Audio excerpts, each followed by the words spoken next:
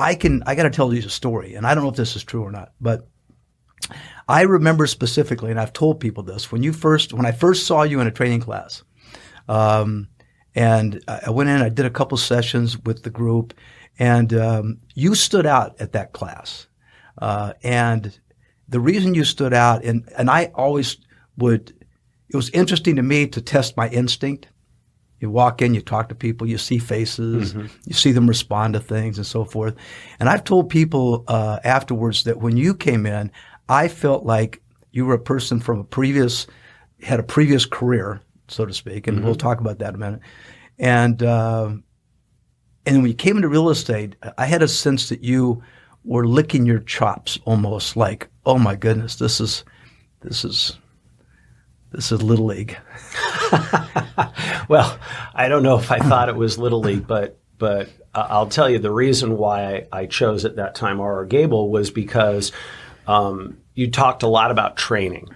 And, at that time, there really wasn't anybody talking about training. And I came from a corporate sales background where training was mandatory and emphasized and important. And to me, I didn't understand the real estate business. I didn't know anything.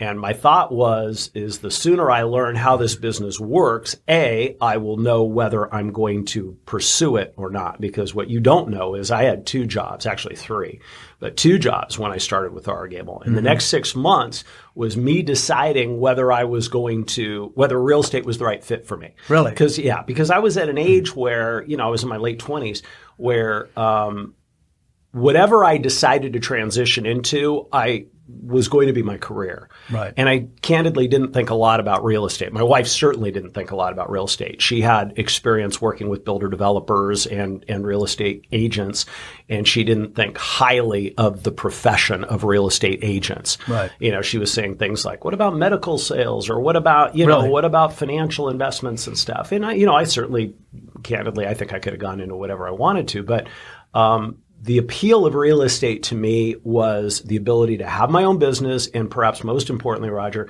not have somebody tell me what I couldn't do, as long as I was following the rules, obviously, right, and how much money I was going to make. And that's the problem with corporate sales. They always tell you, and if you get really good at it, they start telling you made too much money. Right? I mean, it doesn't matter. You pick the industry. Oh, yes. It's all that way. So what appealed to me about real estate was the ability to do both. And in the 6 months, I started with you in May of 91. I'll never forget this. By January of 92, I was making more money in real estate than I was in my corporate job. And I had a pretty good job. And I was very clearly about to blow up because people were starting to call me. Right. And I had managed my time where I worked 6 to 1 at my job because it was based on the East Coast. And then I would do real estate in the afternoon.